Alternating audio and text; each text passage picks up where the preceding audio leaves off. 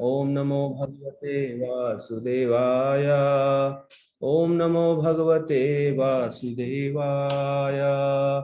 Narayanam Namaskritya Naram Chaiva Narottamam Devim Saraswatim Vyasam Tato Jayam Udirayet.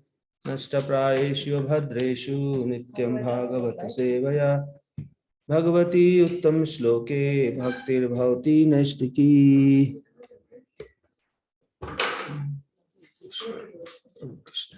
Just 1 second.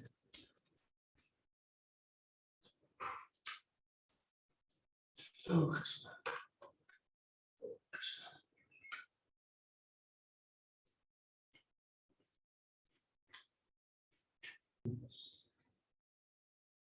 we are reading from Srimad Bhagavatam, Canto 2, Chapter 7, text 17 onwards.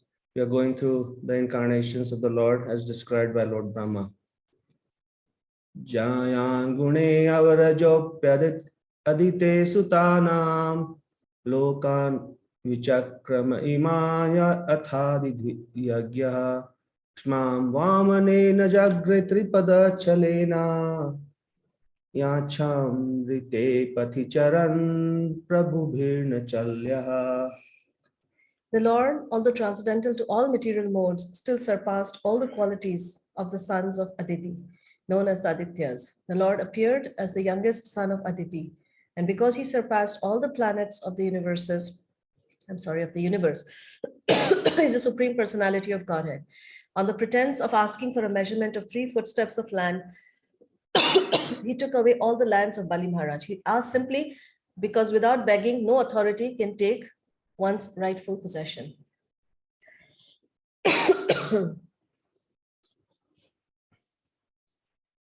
So, I guess there are so many important meanings in this famous pastime of Vaman Dev.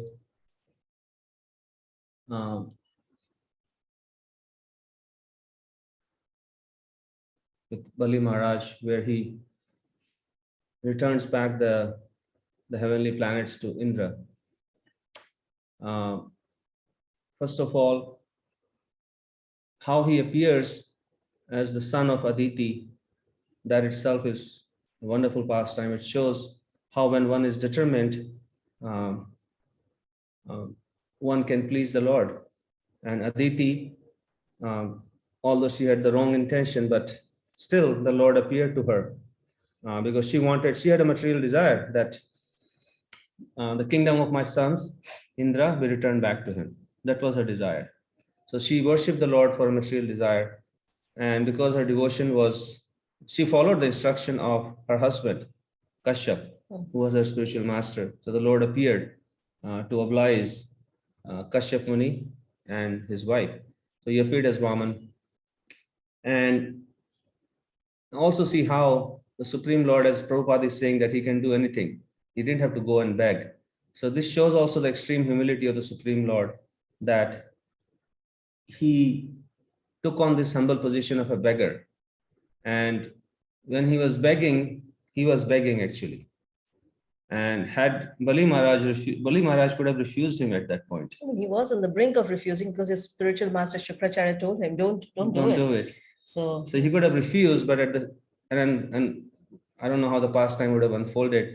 But when we read this pastime, sometimes we think, oh, he just went there as a show. But when Vaman Dev went there, he actually went there to beg. He wanted to do it in a dharmic way. So Krishna, he comes to establish the principles of religion and dharma. So he wanted to beg it from him. Actually, I was just thinking that this begging Krishna does in other places also. Like, for example, with the Yagyapatnis, Krishna sends his cowherd friends and he says that, please go tell the Brahmanas that we are waiting outside and we are hungry. And then he gets refused at that point. And not just that, but Krishna is actually coming every day and he's begging us. Of course, he comes in the form of all these different Leela avatars, and there he's begging. He's knocking on our door and saying, hey, I'm here. Come join me. And, in the Bhagavad Gita, he's begging. And in Lord Chaitanya's pastime, Lord Nityananda Prabhu is going door to door and begging. He says, Mange ei bhiksha. So that's like, yeah, it's as, and then, of course, when we're chanting the holy name, Krishna is actually appearing again and again, waiting, pulling our heart, trying to, get attention. but our attention is somewhere else. And this is the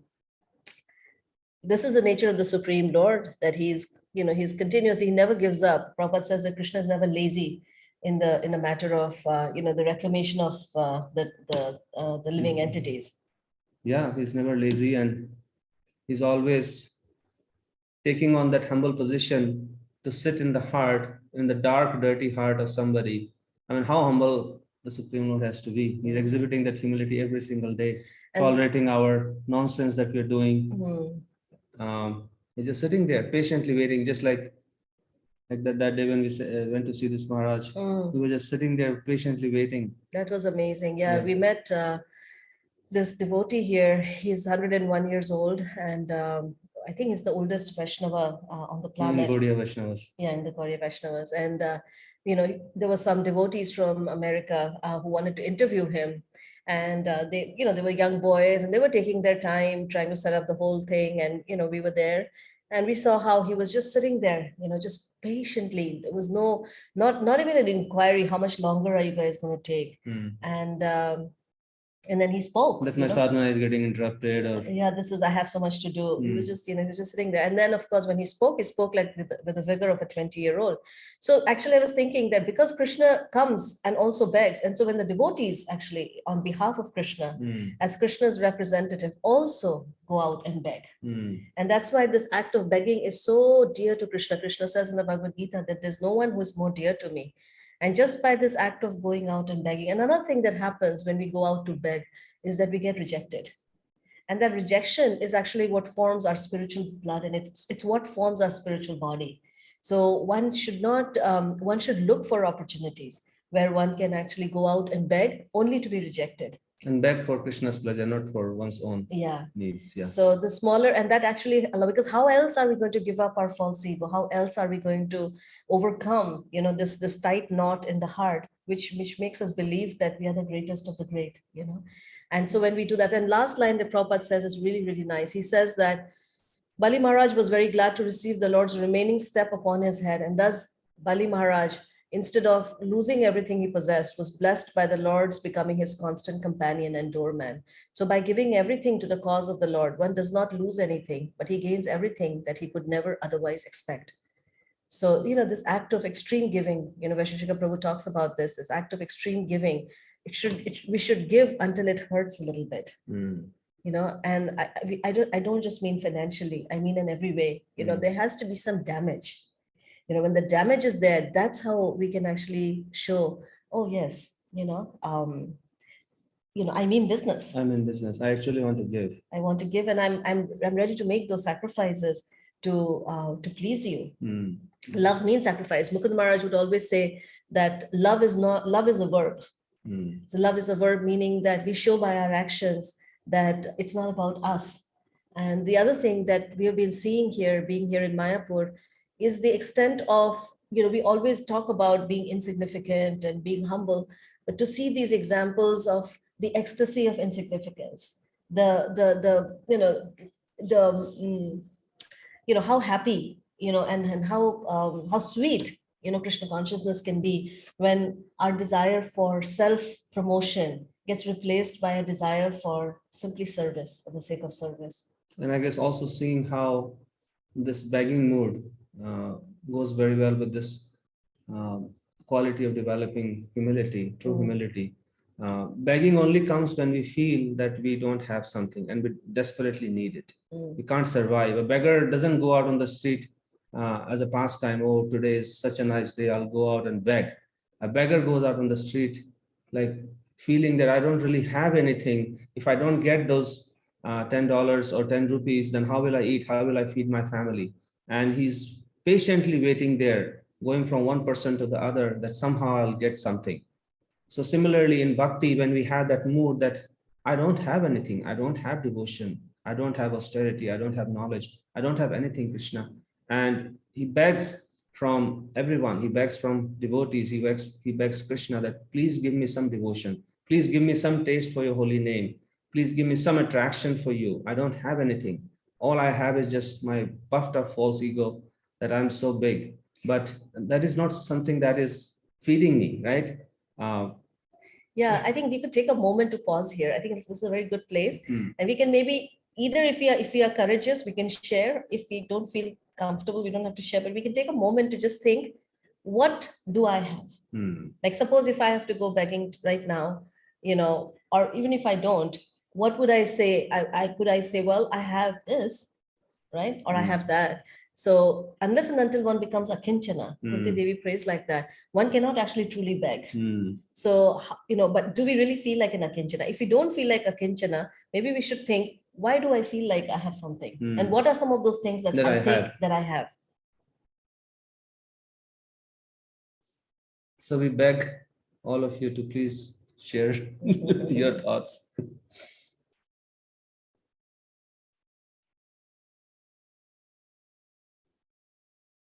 What do I have?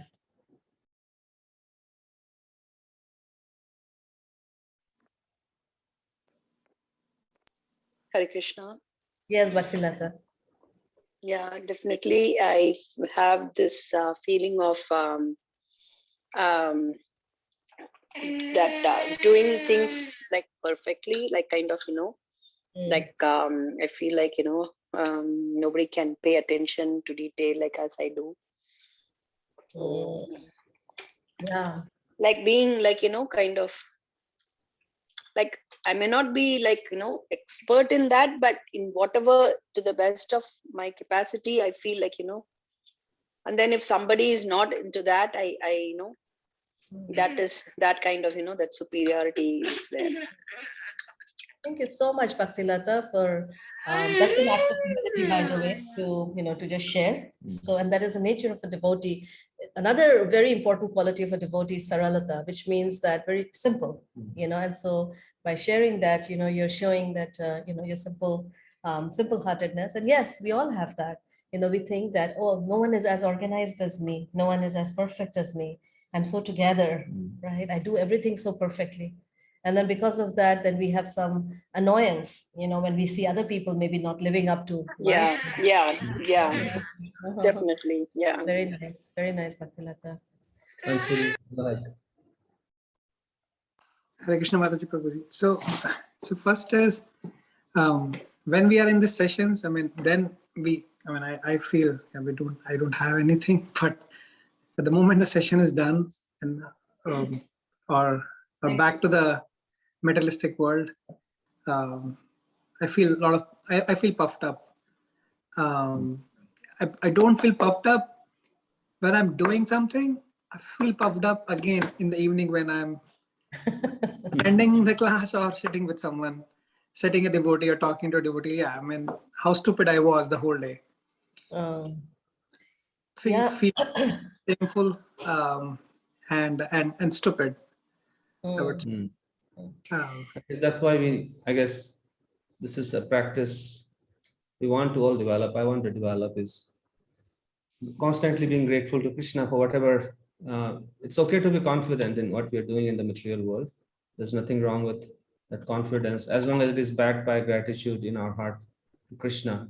And at the same time, we are treating every living entity as a part and parcel of Krishna, even in the material situation, work situation.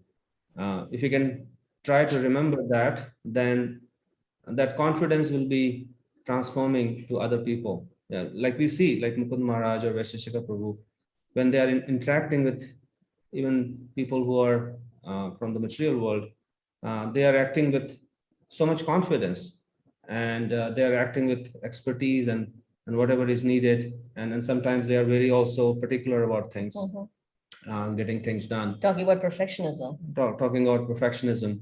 But the way they deal with people, you can see that this person is different. And that comes from their devotion, their dependence on Krishna, their gratitude towards Krishna. So simultaneously developing that throughout the day, even a little bit. And that comes from Krishna, remembering Krishna, that, oh Krishna, you have given me this ability. Actually, there's nothing wrong in being perfect. Yeah. There's nothing wrong in having all kinds of, akinchana doesn't mean that we are, devotee is actually expert.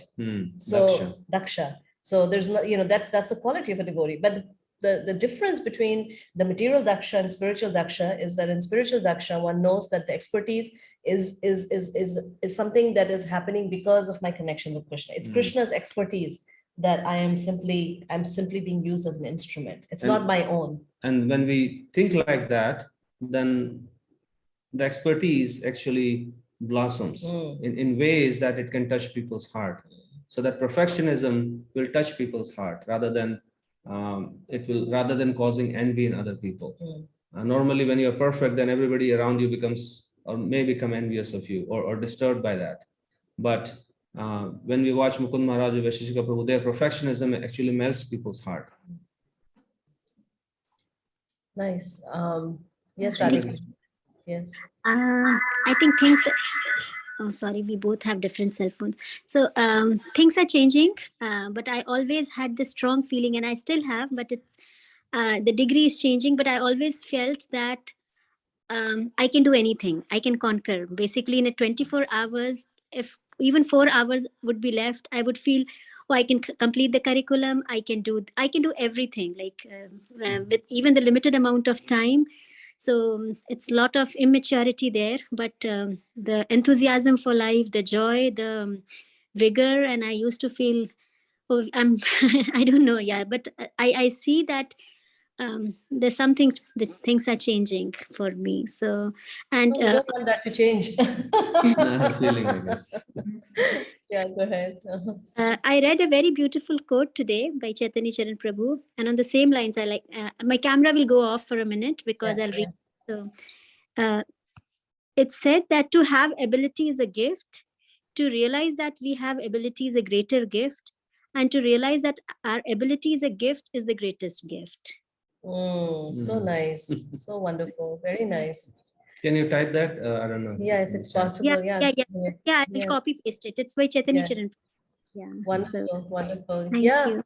That's exactly it. And that's actually, this is the reason why we're not able to beg, you know, is because we think that we own these things, right? So maybe we can continue. Yeah.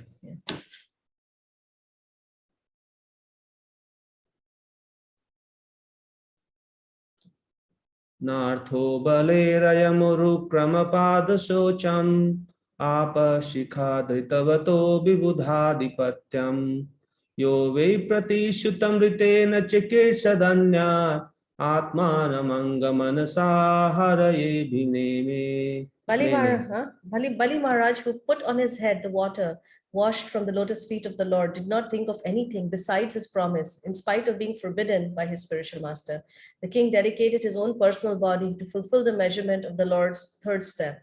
For such a personality, even the kingdom of heaven, which he conquered by his strength, was of no value. This is we should read, huh? Yeah. Before we get into that, I just want to mention a couple more points about Vaman Dev. That this is the heart of the Supreme in Vaman Dev's pastime, that he's ready to become a beggar for his devotee. Like Lord Krishna agreed to become the chariot driver, which is also a very lowly position. But even more lowly than that is being a beggar. And he's going and begging, just give me 3 steps of land. So this shows that Krishna can do anything for his devotee. And then Krishna is whatever he does, actually, he not only he wanted to get the heavenly kingdom for Bali Maharaj, but his real motivation in this whole pastime was to glorify Bali Maharaj.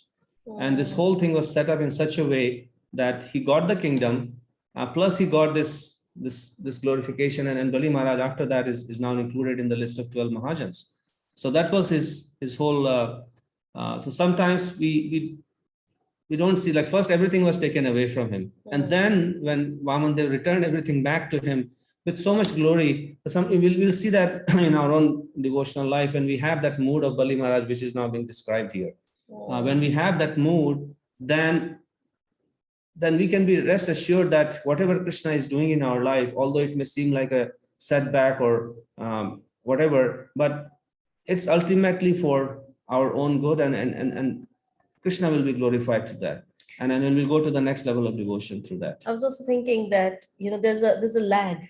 Yeah. There's always a lag, right? So then everything is taken away. And then what is Bali Maharaj's response? And in that response lies his greatest benediction, that he gets everything. Yeah, he gets everything. And in the taking away is where the empowerment happens. When Krishna took away from Bali Maharaj, that's when Bali Maharaj got empowered to give everything to the Supreme Lord.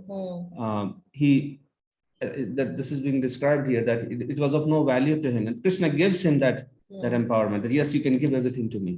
So I guess it's our own mood and attitude. I think Vaisheshika Prabhu says it so nicely that he talks about this idea of preemptive giving, that we voluntarily give. What does that giving mean? It means, it already belongs to Krishna, but we give our life energy, we give our whatever we possess. And what does it mean to give? What does it mean? It means, undertaking, it'll cause some, there'll be some pain in the heart. Like Vaisheshika Prabhu says it so nicely. He says, when we go out and we ask for a donation, then it's like we're asking them to cut a piece of their thumb. We're asking for a part of their body, because, money is sweeter than honey. I mean, money is just a symbolic thing. It could be our time, it could be our energy, it could be our whatever possessions, our home, our, so many things, our attention. All of these things, it's painful for a living entity to part with it. But when we give it to Krishna voluntarily, knowing that it'll anyways be taken away. Yeah, the best part of what we have, giving that to Krishna, not that our youth. Yeah, not that when we give, we take care of everything else, and then, okay, now I have something left. Then we give that to Krishna. Yeah. So here we see that, let's read this. I have a point to make here. Yes, go ahead. We're talking about Krishna becoming a charioteer and Krishna becoming a beggar, basically, right? So, but isn't Krishna even gone down below it, in the sense that he has even become a thief? He has also become a runaway, like ranchhod, right? So, so he has even assumed lower position than all of these. This is still respectable, these two positions, I would say. But running away from a battlefield, or becoming a thief, right? Well, thief is it's more of a, I don't know. That Krishna being a thief in childhood pastime, that's like for everybody's amusement. Everybody was happy that Krishna was stealing butter from their houses. Yeah, and you're right. I mean, the ranchhod pastime is definitely another, place where he, where he runs away from the battlefield. And in that way, he's glorified. In these pastimes, I guess you really see Krishna's very sweet mood of surrender to his devotees. That he's taking, he's taking right in front of the devotee. Whether it's in Arjuna's situation, or it's in Bali Maharaj's situation, or it's in the story of the Yagyapatnis, we see that he's just. I mean, it's, one could say, that is also very low, and this is also very low. And I don't know how one would grade it, but right. Yeah, I mean, especially when he sends the boys to the Brahmanas, and the Brahmanas, in that case, they refuse him. So that's the first time we see actually like on the face refusal. Yeah, to Krishna, right? Yeah. And how Krishna responds to that. Yeah. So let's read the purport. Bali Maharaj, by gaining the transcendental favor of the Lord in exchange for his great material sacrifice, was able to have a place in Vaikuntha Lok with equal or greater facilities of external enjoyment. Therefore, eternal enjoyment. Therefore, he was not at all the loser by sacrificing the kingdom of heaven, which he had possessed by his material strength. In other words, when the Lord snatches away one's hard-earned material possessions and favors one with his personal transcendental service for eternal life, bliss, and knowledge, such taking away by the Lord should be considered a special favor upon such a pure devotee. Material possessions, however alluring they may be, cannot be permanent possessions. Therefore, one has to voluntarily give up such possessions, or one has to leave such possessions at the time of quitting this material body. The sane man knows that all material possessions are temporary, and the best use of such possessions is to engage them in the service of the Lord, so that the Lord may be pleased with him and award him a permanent place in his Param Dham. In the Bhagavad Gita, the Param Dham of the Lord is described as follows. Nirmana moha jita sanga dosha dhyatma nitya vinivritta kama tande vimukta sukha dukkha sangir gacchanti mudha padam abhyayam tat na tad bhasayate suryo na shashanko na pavaka yad gatva na nivartante tadhama paramam mama. One who possesses more in this material world in the shape of houses, lands, children, society, friendship, and wealth possesses these things only for the time being. One cannot possess all this illusory paraphernalia created by Maya permanently. Such a possessor is more illusion in the matter of his self-realization. Therefore, one should possess less or nothing. Just another thing came to my mind when we went to meet this Babaji. Whenever anybody gives him any money, then Mataji was sharing that how he immediately gives it away to his servant or whatever to give it away, basically. He said, he said, I don't want to keep even 1 rupee with me because it creates an asakti. And if I have asakti for material possessions, then I have to come back. So any amount of asakti to anything that we possess. So we can see that how it's manifesting here. Because it also, it says, therefore one should possess less or nothing so that one may be free from artificial prestige. We are contaminated in the material world by association with the 3 modes of material nature. Therefore, the more one spiritually advances by devotional service to the Lord, in exchange for his temporary possessions, the more one is freed from the attachment of material illusion. And the other point Mataji was mentioning yesterday was that how when we give to the Lord or the service of the devotees especially, then we start building this sukriti. And the sukriti starts becoming thick or gada. So when the sukriti starts becoming thicker and thicker, then when we receive the mercy, we are able to hold that mercy. If we don't have enough sukriti, even when we get the mercy, like so many people, they go to sadhus and say, Baba, give me mercy, give me mercy. And sadhu's mercy is always there. But why are people not able to receive it and hold it? Because their sukriti is not thick enough to hold it. So there are 2 things. There's the mercy and then there is the sukriti. And both things are required. And so how do you build that sukriti? That's not material sukriti. That's not piety. That is actually bhakti sukriti. Bhakti sukriti happens when we offer obeisances, to a devotee, when we serve a devotee. That is the source. Actually, we're reading in Madhurya Kadambini also that is the source of all our sukriti. And so the more we become aware of that and the more we engage in those acts of sukriti, the more our capacity to actually receive bhakti will also increase. So we have to become very conscious like that. And I guess here what Prabhupada is saying. And just like I just want to make a point. Yeah. Just like a businessman, he's very, very conscious every moment. How to save money, how to reduce the expenses, how to make money. So reducing expenses could be reducing our offenses, because offenses are expenses actually in our bhakti treasure. And how to increase the money, how to increase the profit is to how to increase our sukriti, bhakti sukriti. Always being in that mindset, not like nobody has to go and tell a businessman, okay, stop thinking about the business for next 1 hour. No, it doesn't happen like that. It's 24 hours a day is thinking about the business. So similarly, we are in this business of accumulating the bhakti wealth. So when will my mind, I was just thinking, when will my mind actually start working in that direction? When I'm constantly thinking like that, how can I increase my bhakti wealth? And how can I decrease my offenses? That's the other thing she was saying, that offenses, like somebody was asking, why am I not getting a taste in chanting? He says, because of the offenses. Yeah, and the offenses are so subtle. And that's the other thing. And especially now that we are here in Mayapur, one of the things we are trying to practice more and more is to offer obeisances, to Vaishnavas. And we see them more and more because we don't know who's, sometimes when you see devotees, sometimes it's hard to tell. They come across as, they look so simple, but they're very exalted, so, and of course, even in our own communities, to always have that mood. There are 2 things. One is to offer respects to everyone, but that doesn't mean that we associate intimately with everyone. So we choose our association very, very carefully. We don't get carried away by external designations or upadhis, or think that just because someone has this upadhi or that upadhi, or somebody looks very attractive. So that's, those are, so we have to be very, very careful about choosing our association. But at the same time, we also have to be very, very careful to make sure that we offer proper respects to all devotees, all Vaishnavas.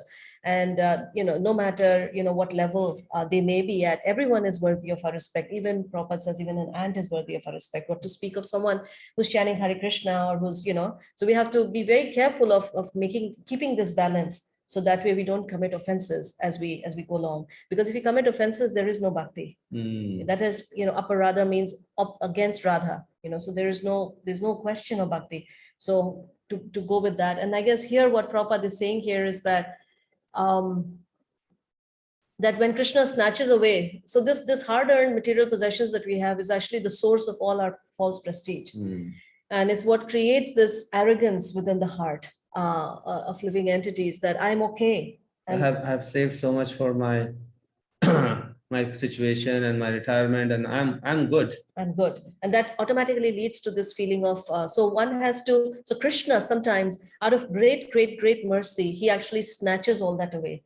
And when all that is removed from us, when we are stripped away from all that we think we possess, then a living entity comes on the knees and then can really feelingly call out to Krishna that I actually have nothing, Krishna. So this is what, and actually, I think we've mentioned this before as well, that verse from the Srimad Bhagavatam, Tatyanukampam, that verse actually summarizes the definition of Shuddha Bhakti. That when things are being stripped away from us, what is our response? If our response is that I continue to be grateful, and that is, and I guess that gratitude comes when we see these things as a burden, as a disease, right? When the doctor comes and makes the surgery and takes the tumor away, we are not saying, oh, why are you taking this tumor away? It's so valuable to me. So thank God, thank you for taking this away. Only when we treat it as a tumor, then we are grateful. That's true. So I don't know, what's the time? 6:10. We can end. We can end here. So yeah, we'll just We'll take some reflections. We only were able to do 2 verses today. Yeah, but we spoke a lot about begging and Yeah. the mood of Bali Maharaj. Bali Maharaj is glorified for Atma Samarpan, giving everything. Yeah. Yes, go ahead, Radhika. Recently, Vaisheshika Prabhu actually mentioned one point regarding aparadh and creating offenses. So he said that there was one devotee who was asking that how offenses, like in bhakti, there can be so many levels, right? You can always be scared of offenses, right? So Guru Maharaj said ki, offenses are very intention based, right? Like you need not be scared of it unless and until.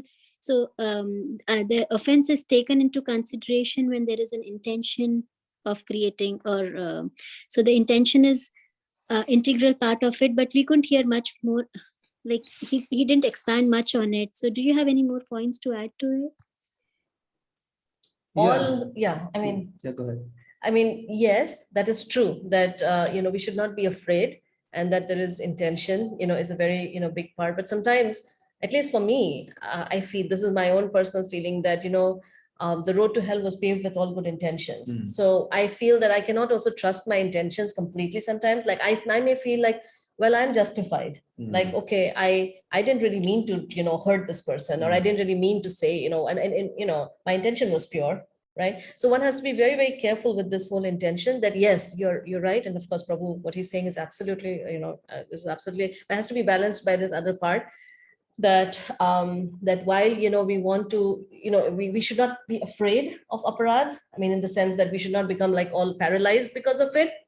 And it is actually truly an aparadh when our mood is actually to blaspheme. But even the subtle parts of it, which is that, being aware that what constitutes an offense, even though it may be done out of negligence, or we may not even know it. It's a good idea to know that. For example, when Sanatan Goswami is sitting there and he's laughing, he's absorbed in samadhi and he's laughing. And then this lame Vaishnava walks by and he thinks he's being laughed at. And then that immediately removes the feeling of ecstasy within Sanatan Goswami's heart. And then he rectifies that. So the rectification is the key there, because Sanatan Goswami couldn't have done anything to prevent that so-called offense. But as soon as he became aware, he immediately took the right action. He had the humility to take the action and beg for forgiveness from that Vaishnava, find that Vaishnava out first. I guess the point here is not to be paralyzed by fear of offenses, but to be aware that I have a conditioned mind and prone to making offenses. It's prone to offending every single living entity, including the Supreme Lord. This is who we are. We are certified offenders. And to know that about ourselves and then try to come out of that with the positive attitude that I want to not like be afraid of offenses, but I want to act in such a way that I'm pleasing. I'm pleasing the devotees. I'm pleasing the other all the living entities, acting as a representative of the Supreme Lord and Prabhupada and our Guru Maharaj. When we have that mood, then there's no fear or paralysis because of offenses. Because the intention has been removed now, right? Yeah. We have actually taken the intention of thinking and worrying that am I being an offender to one of being a glorifier. Yeah. So now the intention is removed. So you're right, Radhika. So as soon as the intention is removed, now, even if inadvertently, by mistake, if I act in a way that has been offensive, then immediately, I'll be able to rectify it because my intention is removed. And I'm very clear in that level that I don't want to be offensive. And now I will so what does that mean? Now I'm going to try and see, okay, what are some of the ways in which I could be offensive? It's very, very subtle, our failure to glorify a Vaishnava properly. Or, like yesterday we were hearing that, if you glorify a Kanishta too much, so there's so many subtleties, right? We have to learn this. This is like, for example, you go to Europe and we have to learn, okay, what does it mean to walk on the right? No, do we drive on the right side? Do we drive on the left side? Yeah, we went to Europe and we got fined in one train station because we didn't know that certain rule that we were supposed to know. And there was no there was no escape by saying that, oh, we didn't know. Okay, now you will remember for the rest of your life. So when we know that there is a fine, then we want to learn, okay, what does it mean? That's actually the meaning of learning proper Vaishnava behavior, is we learn all the subtleties. Oh, what does it mean? So yesterday we were hearing about how if you take someone who is at a level of a Kanishta means beginner devotee, and you put them on this Madhyama level, or you may put them on a even more exalted level, Uttama, and you say, oh, you're a pure Vaishnava, you are this, you're that, then you actually impede their spiritual progress. They will never, and that Vaishnava starts thinking like that, they will never rise. They will never rise. And then the opposite is that if you take someone who's at an Uttama level or a Madhyama level and you bring them down to the Kanishta level, again, then that also is actually considered to be detrimental. So you will fall down. Then you will fall down. Yeah. In the first case, that person will fall down. In the second case, you will fall down. Yeah. So one has to, so then it's like, oh my God, this is so complex. This is why we have to learn what Bhaktivinoda Thakur is teaching us, what Rupa Goswami is teaching us, first of all, we have to offer respect to everyone. Second of all, how do we offer respect to everyone? So that discrimination and that proper training is actually what will allow us to learn how to interact in the society of devotees. Yeah, it's like you're walking, say for example, suddenly you get an invitation that you're going to go and meet the president or the prime minister. And then as soon as we are taken there, even before we are taken there, we're trying to figure out, what should I wear? What should I wear? How should I walk? How should I talk? What should I look at? What should I touch? Everything. How should I present myself? And when we walk into that house, then we are like so cautious, right? We are very mindful. So I think we are entering into the house or palace of bhakti. So we have to be very enthusiastic about bhakti, at the same time very cautious and careful about everything that we do. Because that's how we'll be able to stay there. Actually, as you were speaking, I was thinking that in that house of bhakti, the devotees are like that fine pieces of china, very fragile and very precious. And the lady of the house, Bhakti Devi, she will not tolerate a dent in any of those pieces. So we have to be very, very mindful. And in that way, we can actually, it's a prayer that we can make. It's a prayer that I have made, and I continue to make this prayer, that even if I cannot add anything to this house of bhakti, may I not cause any damage or dent to it. May I not bring any infamy to you, Srila Prabhupada.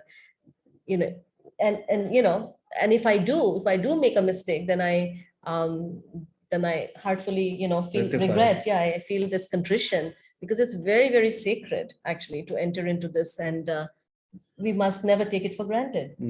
Prabhupada's movement should be left as pristine as we found it, if not more. Right? Yeah. So I guess Radhika's original point about always be afraid. It's good to have some amount of fear about committing offenses. But that's what prevents us from committing offenses. And but at the same time, having the positive attitude of glorifying and pleasing devotees. That's the positive engine. So having a good combination of both is good for our bhakti. Gosh, I thought that was a little heavy, but anyways. Radhika, are you still there?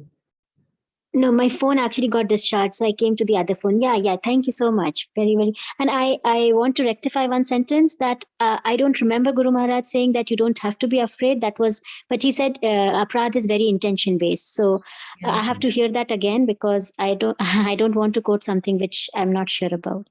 Yeah, and please do share that. I would, we'd love to hear. I'm sure that, this was to a specific question, but yes, you're absolutely right. The intention, especially in Kali Yuga, intention is definitely a big part of it. but we're just trying to be even more cautious that, even if our intention is good, but we cannot sometimes trust our own intentions. We don't know, I can justify anything in the name of good intentions. So it's always a good idea to err on the side of caution.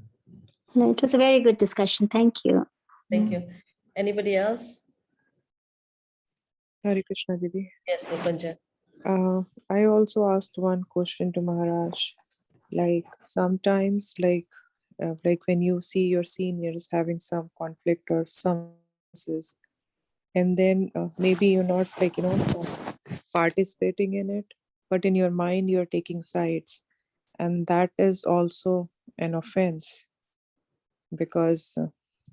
So Maharaj also explained it on the same line, but I need little more help from you. So Maharaj says that we have to understand that both of the devotees, whosoever it is, right? Like they both are on the path of like serving Krishna. So maybe their ways are different. So that's why they are having little differences. But you have to understand that they are both on the transcendent. They are not on the material platform. First thing was that, and then on the other thing, and he says that criticizing even in heart is not, it's an offense. So you should be very careful about it. So I need further help from you. Yeah. That how to not do that, like, because when we are in the sangha, sometimes we become so emotionally attached to one person and may not be that much attached to the other, but you might have the same respect for both. So how do you deal in those kind of situations and not doing offense even in your mind, because they both are on the very elevated platform? Do you have any thoughts? Let me try to understand your question. Will also give me a moment to reflect. I guess your question is that what if I become attached to a Vaishnava and that Vaishnava is having some conflict with someone, and that creates some feeling within my heart of how to, whether I need to take sides, right? But at the same But in time, my, like, when what happens is, like, when you are interacting with both, you you try to understand the problem. In trying to understand the problem, you are taking sides. So you are doing an offense in your mind. So that's what I was thinking, that how I can get rid of that feeling from my heart. because when you're trying to understand your data. Yeah, I mean, yes, in general, that is a very good principle that when two Vaishnavas are experiencing some difficulty or some conflict, then we should, it's one should not, one should refrain. There's a famous, story, right, in the Srimad Bhagavatam, right? That even if someone is having a difficulty, like in the case of Lord Brahma, Prabhupada says that, just by watching it and making fun of it, or in your case, even thinking about it or wanting to take side, it can constitute aparad. So one should be very careful. The second point I was thinking was our attachment. Sometimes our attachments, or whatever we think is an attachment, can be on an emotional or sentimental platform. And when that is the case, then we may not actually understand who is, like I said earlier, who is really at what level of bhakti. We may not understand that. And we may just see, oh, okay, this person is it happened to me. I remember when I first became a devotee, and I'd gone to the temple, and there was something that happened, and it really left me feeling very bewildered. And I had this wonderful devotee who I shared my heart with. And in my heart, I was thinking, oh my God, she's such a pure Vaishnava, and this, that, and she's a pure devotee. And so we tend to use these words very, very in a very loose way. And of course, this devotee then explained to me that no, she's a good devotee, but she's definitely not, she hasn't reached perfection yet. So that helped pacify my heart. So when we see these things, we may have a tendency to want to put maybe devotees that we hang around with or we see around us on an absolute platform. On one level, that's a good thing that we are offering respect. But like I said earlier, that when we over glorify, or then that's where the struggle happens. But when we are realistic about it, that yes, two devotees, maybe they're going through some whatever, maybe they have some differences of thought, And I don't have to be part of that, because I'm really not part of that. You're just trying to understand the problem and between two devotees, and it's not our business. First of all, one should not even go in that direction. Whatever is there, especially if there are senior devotees involved, the safest course of action is to just I'm not going to indulge my mind in thinking about understanding the issue or trying to solve the issue. That's where you enter into a danger zone, actually. Because our mind will have certain preconceptions. Our preconceptions will come in. Our own interaction with one devotee or the other will come in, and it will taint our understanding. And then if we don't have the ability to go and talk to both the parties, then who are we to resolve it anyways, even in our own mind? It's not worth. One should not even go there. So just leave it at that. Just leave it at that. And I guess the other thing is that this thought just slipped off my mind.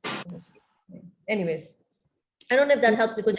Maybe we can take it offline. It does. It does help, but I see that my subtle mind brings that thing over and over. I feel that I have forgotten. I'm not trying to remember it constantly. I'm trying to, because I know that, it's not my adhikar to where I can correct people. I am at the stage where I have to correct myself. Exactly. So, but like the subtle mind keeps on bringing these things. So is it because that I'm weak in my sadhana? Yes, I was just going to say that. So there's only one solution to all problems of life, and that is chanting the holy names of Krishna. Anything to do with the subtle mind and the mind acting up and not being able to give up this, give up that, there's only one remedy, actually, which is the holy name. Yesterday, like a couple of days ago, we met this great sadhu, and just by looking at him, we felt that nothing matters in this world other than developing attachment to Krishna's holy names. Any conflicts, any disagreements, any insults, lack of facility or possessions or resources or whatever, nothing actually has any value in reality, other than when our mind goes towards all these other problems and issues in this world. That means my mind is not interested in developing attachment to Krishna's holy name. That's the glimmer of realization we had, that this is the real thing. And this is where I want to spend my energy, in developing my attachment to Krishna's holy names. Everything else is pleasing and serving devotees. Everything else is actually futile, complete waste of my mental energy. Bhaktilata? Yeah, Hare Krishna. So yeah, very nice practical discussion. So yesterday Maharaj also answered my question in which is kind of similar, like he was saying, like in general, these kind of lingering mental impressions, he said reading Bhagavatam and hearing will purify it out. And also I like Prabhu's point of chanting holy name. Nothing matters. Nothing else matters. Yeah, and also it is like, the mind, as Nikunja was saying, that mind keeps on bringing it back, like, like anything, like some news, like what happened, then what, like it's like more like, mind wants to delve in that, like it happens to go to like gossip. So it takes it kind of fades away. Yes, and at the same time, I mean, we have to always balance everything we say with another balancing point, which is that at the same time we may have to deal with practical issues in the material world. It doesn't mean that we can become completely apathetic or close ourselves and say, I have nothing to do. We have to deal with real life situations. We have to respond to it also. But that response will actually, to the extent that we are trying to take care of our sadhana and trying to go deeper in our sadhana, to that extent, that response will also be guided by that. And ultimately, the way we respond is actually going to also then feed into our chanting. So chanting does not exist in isolation, because one of the mind's tendencies could be, hey, if it's all about the holy name, why do I need to do anything, in the outside world, which brings me to this world of conflict, which brings me to all of these different challenges. But the reason why we do that is A, it is pleasing to the spiritual master. In order to perform the desire or follow the instructions of the spiritual master, we have to step out of our comfort zone and we have to engage with the world. Engagement with the world means that we have to engage with our own mind and our own anarthas. And the more we do that, the more we refine our ability to respond in a way that is actually pleasing to Guru and Krishna. We have to learn to put aside our own false ego. We have to learn to put aside our own pride and take on a humble position. And that's actually how we then feed back into the chanting of the holy name. Because Lord Chaitanya Mahaprabhu said, Trinadapi sunichena taroreva sahishnuna. Well, in our own rooms, we are as tolerant as a tree. In our own little spaces, we are actually more humble than a blade of grass. Real tolerance and real humility shows up when we have to interact with the rest of the world and we have to interact with our God brothers and God sisters. And then the false ego stands up. Why? How come? Why not me? And so that's our practice. But we do that practice so that we can come back to the holy name. And we chant the holy name so that we can go out and do that service. Vaisheshika Prabhu once told me this. He said, we perform sadhana so that we can preach. Very nice. Not the other way. Yeah, we can end here, but we haven't heard from so many others. But thank you so much for joining, Raj. Thank you, Eunice. Not sure if this was a bit too deep on the deep end. Malar, Bhuvaneshwari, thank you really for joining. Do you have any final thoughts, Bhuvaneshwari, before we end? No, Mataji. Actually, this is quite intense for me. The way you talked about begging and what can stop you from doing that. So there's a lot to think about from today's session. Thank you. Thank you. Yeah, it is. It was a little, like I said, it was a little on the deep end, but it's good because we are all practitioners, and it's good to know that there's nothing that can impede the flow of bhakti, except for this one thing, and this can be easily checked. Yeah, I guess you can beg for two simple things: that Krishna, please give me attachment to your holy name, and please make me act in such a way that I'm always pleasing the devotees. Actually, on a sweet note, we should always end a meal with something sweet.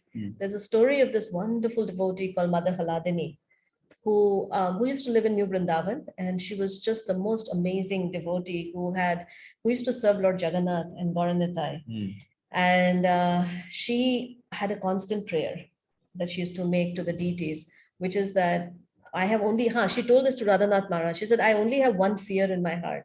And she said that my only fear is that I should never, ever be offensive to any devotee. And then one time what happened was that she wanted to go out and preach.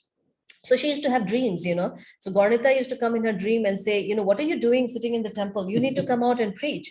And then so she used to think, okay, I'll go out on Harinam and I'll go out on book distribution. Then Lord Jagannath, Lord Baladev, Lord Balaram used to come in a dream and say, how can you think of leaving our service and going out? You need to, because she was a pujari for Lord Jagannath, Baladev, Subhadra. So she used to make this extraordinary fudge for Balaram Jagannath, and then nobody could make the fudge. And then this one devotee wanted to learn, like, how do you make such nice fudge? And she was so embarrassed because all she really did was that she was the only pujari and there was no helpers, So what she used to do, that before she used to go dress up the deity, she used to put some milk in the pot, and then while she was gone, then the milk would automatically burn because no one's watching that milk. So it used to form this like thin sort of burnt caramelly crust on the bottom, and then she would just come and mix it, and somehow it used to come out really, really exceptionally good. And it was amazing. Like, she didn't have any time to read, so she always had the book open, and then every once in a while she would like look at some page, and that's how she used to read. So anyways, she was very, very disturbed, and she went to Radhanath Maharaj and she said, Maharaj, I have such a problem and I'm so like caught up, like I don't know whether I should go this. And she narrated, and Maharaj was like, you're so fortunate to have this problem. Anyways, to cut the long story short, she finally landed up in Africa. She went to preach. In fact, okay, another little story. So she went out on Harinam, and then the police arrested her.